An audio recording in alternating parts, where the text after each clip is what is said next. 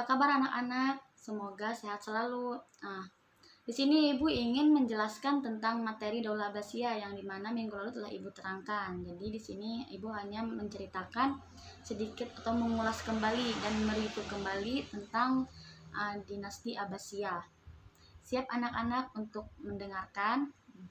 Oke, sebelum kita ke materi, lebih baiknya kita membaca lafaz basmalah agar pembelajaran kali ini dipermudah dan semoga ilmu yang didapat bermanfaat.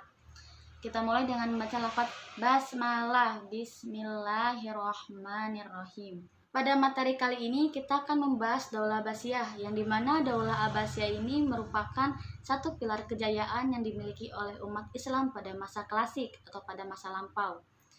Yang dimana Daulah Abbasiyah ini sangat berjasa sekali dalam kontribusinya terhadap peradaban dan keilmuan, serta menginspirasi tokoh-tokoh ilmuwan muslim dan bahkan sampai ilmuwan barat dari zaman lalu hingga zaman modern. Gerakan Daulah Abbasiyah ini atau kebangkitan dari Daulah Abbasiyah ini merupakan gerakan perlawanan dari dinasti Umayyah yang di Andalusia.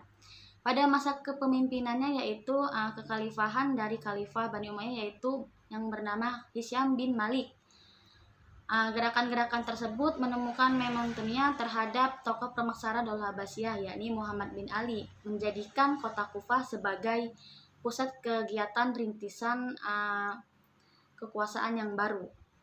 Kekhalifahan Bani Umayyah ini berakhir pada tahun 132 Hijriah dengan wafatnya khalifah mereka yakni yang bernama Marwan bin Muhammad di Pustad. Kemudian pada tahun 132 Hijriah berdirilah dinasti kekuasaan yang kita kenal, yaitu adalah dinasti Daulah Abbasiyah. Daulah Abbasiyah ini berdiri hingga hampir 5 abad, dari tahun 132 Hijriah hingga 656 Hijriah, yang dimana didirikan oleh Abdul Abbas As-Saffah, dan dibantu oleh Abu Muslim Al-Khurasani, dan tak lupa juga dibantu oleh Abu Ja'far Al-Mansur, yang banyak berjasa dalam membangun pemerintahan Daulah Abbasiyah. Dinamakan Daulah Abbasiyah karena para pendiri dari penguasa ini berasal dari dinasti Abbasiyah, yakni dari dinasti paman Nabi Muhammad SAW. Kekhalifahan Abbasiyah ini berkembang pesat dan menjadikan dunia Islam sebagai pusat pengetahuan dunia.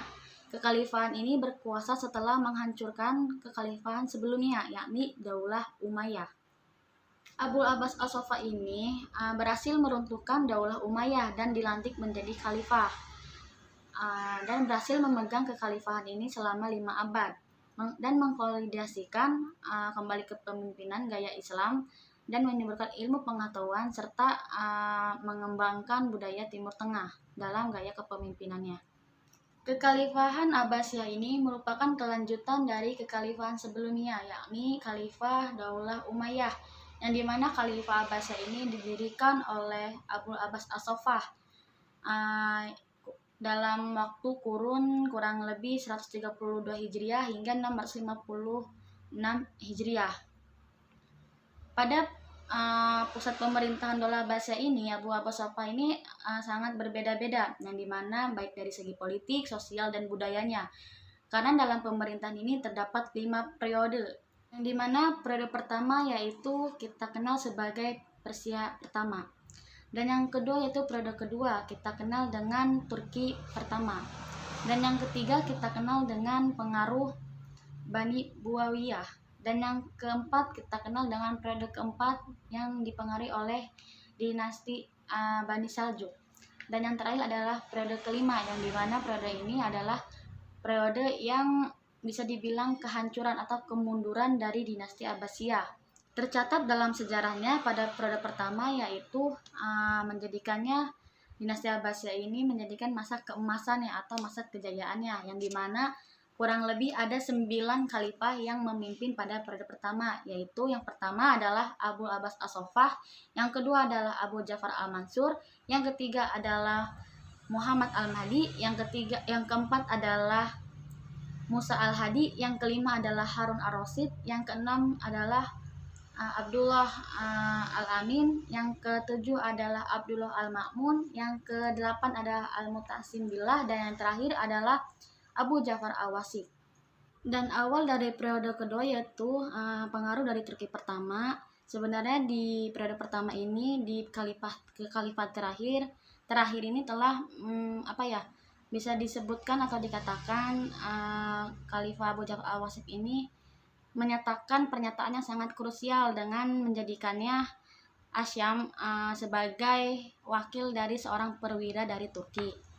Kedua ini pengaruh Turki pertama, yaitu dalam kekhalifan terakhir periode pertama memberikan peluang besar kepada orang-orang Turki untuk masuk ke dalam pemerintahan. Keterlibatan mereka dimulai sebagai tentara pengawal. Tentara dibina secara khusus menjadi prajurit-prajurit profesional. Dengan demikian, kekuatan militer dinasti Abbasiyah ini tidak akan goyah atau semakin kuat. Walaupun demikian, dalam periode ini banyak sekali tantangan dan gerakan politik yang mengganggu stabilitas baik dari kalangan Bani Abbas sendiri maupun dari luar. Lanjut, yaitu dari periode ketiga, yang dimana pengaruh dari dinasti Buawiyah. Faktor lain yang menyebabkan peran politik dari Bani Abbas ini menurun, dan terjadilah perebutan kekuasaan di pusat pemerintahan dengan membiarkan jabatan tetap dipegang oleh Bani Abbas, karena khalifah itu sudah dianggap sebagai sebuah jabatan keagamaan yang sangat sakral, sedangkan kekuasaan itu dapat didirikan di pusat maupun daerah yang jauh dari pusat-pusat pemerintahan.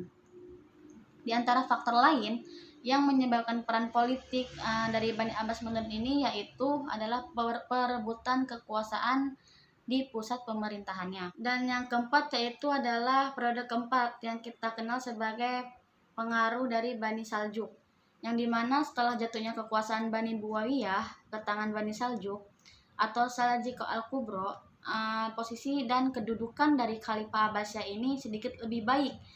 Paling tidak kewibawaannya di dalam bidang keagamaan dikembalikan.